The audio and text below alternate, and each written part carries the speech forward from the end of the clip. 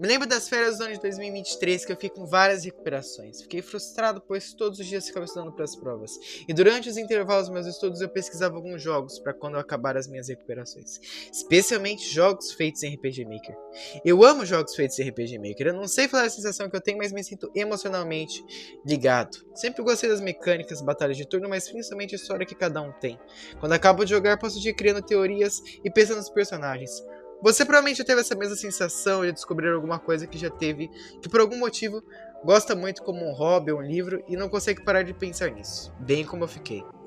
E no vídeo eu não vou falar só da minha gameplay, eu vou falar das minhas teorias e experiências que eu tive durante o jogo. Mas vale lembrar que isso é só uma interpretação e ela pode ser diferente da sua. Então eu recomendo muito que você jogue porque vale muito a pena a experiência. Lançado em 2021, Disillusion é um jogo onírico, ou seja, que diz a respeito, tem caráter à natureza de sonhos, e foi feito em RPG Maker, com claras inspirações em LSD Dream Simulator para PS2. E durante a jogatina a gente pode ver várias representações de coisas que não fazem sentido nenhum, como se fosse um sonho, porque é literalmente o significado de onírico. E raramente a gente consegue ver coisas com significado, geralmente de mitologia de alguma religião, como por exemplo a mitologia grega, judaica e hinduísmo. O jogo não é muito popular e só tem 2 youtubers falando sobre. E eu vou ser o primeiro youtuber brasileiro a falar sobre esse jogo. O jogo mostra a jornada de uma entidade chamada Golem. A gente não sabe nada sobre ele, mas a gente pode adivinhar que ele pode ser tipo um Golem do Minecraft. Mas se pesquisarmos um pouco mais a fundo na Wikipédia, o Golem era um ser artificial místico, associado à tradição mística do judaísmo, particularmente a Cábala, que pode ser trazido à vida através de um processo divino.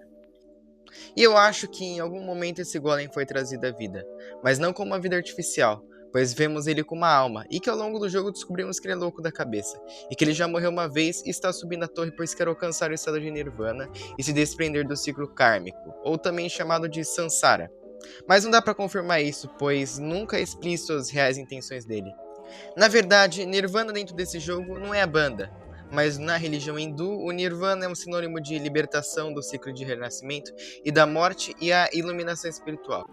Outras entidades estão subindo a torre, seja para fugir de Sansara ou porque todos sobem a torre, segundo eles.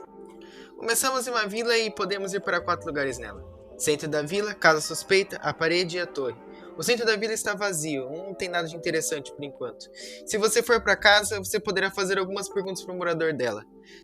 E depois de conversar um pouco com ele, você percebe que esse cara é mal educado e ele te dá uma faca de manteiga, que equipamos para dar mais pontos de ataque.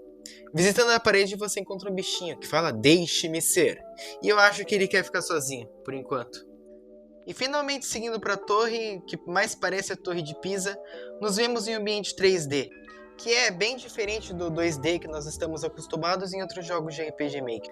E exploramos a entrada e nós nos vemos com Cat, que por mais que possa parecer um gato, ele não representa literalmente um gato, e sim uma entidade que viaja pela torre. E existem várias entidades que viajam pela torre, como eu já tinha mencionado. E a maioria dessas entidades não representa nenhum formato conhecido no mundo real, pois o jogo não se passa numa realidade como a nossa, e sim no mundo espiritual, o que quer dizer que muitas delas já foram vivas uma vez, mas reencarnaram nesse mundo, e em outro corpo. Como o Golem, por exemplo. Esse Cat nos dá uma meia, que se equiparmos nos dá alguns pontos de defesa, e recebemos algumas poções de cura de um cara que parece uma árvore. Explicando os nossos atributos dentro do jogo, os pontos de ataque servem para aumentar o nosso ataque de golpes físicos, enquanto o ataque mágico acrescenta dano nos ataques que damos aos inimigos quando usamos magias. Existem vários tipos de elementos que são usados para fazer ataques mágicos, como por exemplo ar, fogo, sombra, e esses elementos são adquiridos ao longo do jogo, quando você conversa com um NPC o suficiente até ele te dar o conhecimento de uma magia. E geralmente eles fazem algumas charadas e dá para tentar adivinhar a resposta várias vezes, então fica bem fácil de conseguir magias novas. Os 2 tipos de defesa, mágica e normal, são usadas para diminuir o dano que você recebe de ataques mágicos ou físicos. E é bem difícil explicar o que é agilidade, que aumenta as chances de você atacar primeiro e desviar de ataques de criaturas X. E a sorte nos dá uma chance de dar ataques críticos. Os equipamentos, ao contrário das magias, são mais raros e geralmente requerem cinzas para adquirir. As cinzas são a moeda de troca do jogo. A gente recebe muito vencendo em batalhas, o suficiente para comprar quase todos os itens que estão à venda nas lojas. E eu gosto de pensar que os inimigos, quando são derrotados, eles se transformam em cinzas, tipo no Undertale. E conseguimos poções comprando e ganhando durante as batalhas, e raramente conseguimos poções de NPCs. Mas enfim, de volta ao jogo, exploramos e matamos entidades hostis nesse andar até avançarmos para o próximo. E existem 30 andares no total, mais os níveis extras que canonicamente ficam fora da torre. E dá para contar bastante sobre. E nesse andar nós somos introduzidos às magias. Ganhamos a magia do Zap, que é um elemento de eletricidade, e outra de roubar vida, que eu usei muito com outra que sacrifica vida em troca de pontos mágicos, que aprendemos mais para o final do jogo. Depois entramos em um portal que contém duas entidades, que eu particularmente não gosto delas, pois a única função delas é dar algumas dicas bem inúteis, que nunca vamos usar no jogo. E é por meio desses portais que a gente consegue acessar os níveis que são canonicamente fora da torre. E bem perto do final desse nível a gente encontra uma personagem chamada Melfomene, que vem da mitologia grega e conta bastante da história desse jogo. E tem muito diálogo dela, tem muito sprite dela. Ela é uma personagem muito bem trabalhada dentro do jogo e vai ser muito bem trabalhada na continuação do jogo. Sim, o jogo tem uma continuação. E quando eu comecei a fazer o roteiro, nem tinha muita notícia sobre. E quando eu estava acabando de fazer o roteiro, já lançou a continuação. Então, para vocês verem como é que eu demorei para fazer esse vídeo. E talvez eu faça um vídeo da continuação, que é bem recente. Então, a Melfomene usa uma máscara trágica, que seria aquelas máscaras de teatro, e ela tem uma vestimenta de vinha, que simboliza o deus Dionísio, que é o deus do vinho e do teatro. E no total existem 9 musas que são mencionadas durante o jogo, e a única que a gente consegue ver é a Melfomene.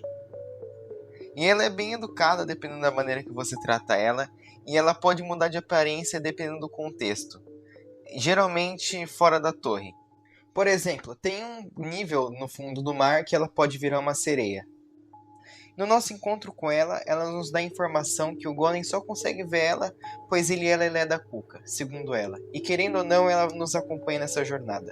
E também tem essa mecânica escondida no jogo que mostra quantas vezes nós irritamos ela. E isso interfere em um dos finais do jogo. E bem no começo, podemos recusar a companhia dela, que fará com que ela fique irritada. E da segunda vez que eu joguei, eu tentei irritar ela o máximo que eu pude. E de verdade, eu fiquei com medo de algumas cenas dela irritada. E pode ser bobo essas partes que ela dá medo, entre várias aspas, e esses sustinhos que você toma pode ser imprevisível. Principalmente se é a primeira vez que você está jogando, o que deixa cada vez mais assustador. Eu vou colocar algumas imagens e eu vou colocar um clipe depois dela com esses sprites meio bizarros assim que perturbam um pouco.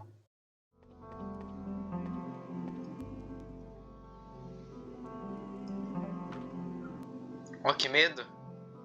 Ixi! I hope we are clear for both of our sakes. Vocês viram? É bizarro. Sei lá, eu só achei interessante colocar no vídeo isso. Então, chega de falar da Melfomene, que já tô falando muito e se eu falar mais eu vou dar spoiler. E vamos falar da ambientação do jogo. Como eu tinha falado no começo do vídeo, esse jogo é mais ambientado para sonhos.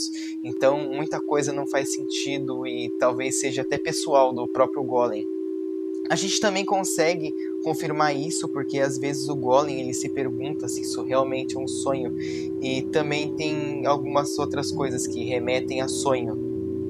Mas você também pode interpretar que esse jogo na verdade não é um sonho, e sim uma parte da pós-vida do Golem, porque ele está sempre tentando alcançar o Nirvana e ele está dentro de Sansara, que seria a pós-vida dos hindus, que nem eu tinha explicado. Outra prova disso é que o Golem pode ser um espírito maligno que mata vários espíritos ao redor da torre, e por mais que esses espíritos sejam loucos da cabeça igual o Golem seria tipo muito mais forte do que esses espíritos, só que ele também seria maligno e Lelé da Cuca, que nem a Melfomene fala.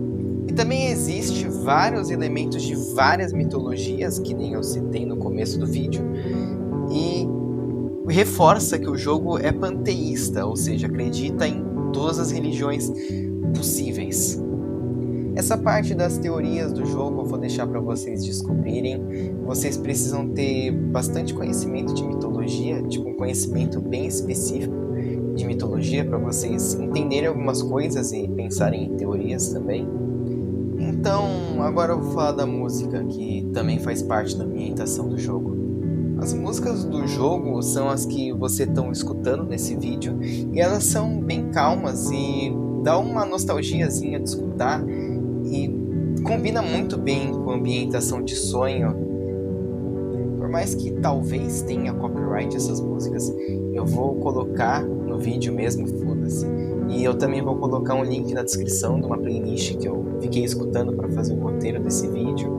E algumas músicas que eu deixei aqui. Eu vou colocar o crédito do criador também, porque esse cara merece. Deve ser difícil fazer música. Eu vou estar agradecendo algumas pessoas agora, porque sem essas pessoas eu não teria motivação ou não conseguiria fazer o vídeo. E primeiramente eu gostaria de agradecer o meu amigo Madiak, que tem um canal no YouTube. Ele me incentivou a fazer vídeo e eu incentivei ele primeiro a fazer vídeo. E eu meio que dei um tapa na cara pra ele fazer vídeo. Tipo, começar a fazer mais ou menos. Ou foi assim que eu interpreto. Não sei se ele gosta de admitir que sou eu que incentivei ele, mas ele me incentiva a fazer vídeo. Um pouquinho. Um pouquinho não, muito, bastante. E tem outro cara também, o Umiguru. Eu tinha que agradecer ele, porque ele me ajudou a pegar as imagens do jogo. E sem as imagens do jogo eu não conseguiria fazer algumas coisas, mostrar algumas coisas que estão nesse vídeo. Como por exemplo, as imagens da Melfomania assustadora. Então, o vídeo vai acabar por aqui. Talvez eu lance mais coisa no meu canal. Eu espero que vocês tenham gostado também. Vocês podem comentar alguma coisa, podem me xingar nos comentários. Eu demorei mais ou menos uns 6 meses para fazer esse vídeo. Eu tinha gravado isso em todos os clipes que vocês tinham visto. Eu tinha marcado no mês 5 de 2024. O áudio que eu tô gravando agora é do dia 2/11 de 2024. E eu fiquei procrastinando para fazer esse vídeo. É isso. Podia ter feito antes. Eu não sei se eu teria feito melhor se eu tivesse feito rápido. Mas é isso. É uma vontade que eu tenho de fazer vídeo desse jogo. E eu achei legal fazer o vídeo. Enfim, valeu a pena, eu me diverti. Talvez eu faça mais vídeo. E tchau, tchau.